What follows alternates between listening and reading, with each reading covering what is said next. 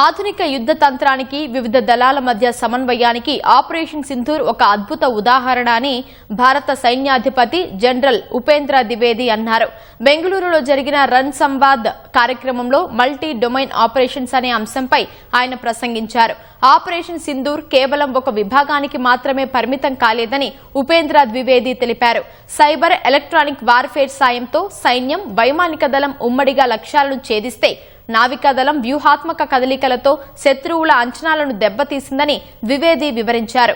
Operation Sindoor తర్వాత సైన్యం ప్రత్యేకంగా ఇన్ఫర్మేషన్ వార్ఫేర్, సైకలాజికల్ డిఫెన్స్ విభాగాలను ఏర్పాటు చేసినట్లు ఆయన వెల్లడించారు. ఆపరేషన్ సింధూర్ సమయంలో శత్రువుల తప్పుడు ప్రచారాలను తిప్పికొట్టడానికే తమ శ్రమలో 15% వెచ్చించాల్సి వచ్చిందని అన్నారు.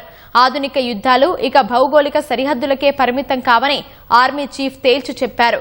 భవిష్యత్తు యుద్ధాలను ఎదుర్కోవడానికి కమాండర్లు, టెక్నో కమాండర్లుగా మారాల్సిన అవసరం ఉందని ఉద్ఘాటించారు. సాంకేతికత ఎంత వృద్ధి చెందినా తుది నిర్ణయం తీసుకునేది మనుషులేనని ఆయన స్పష్టం చేశారు.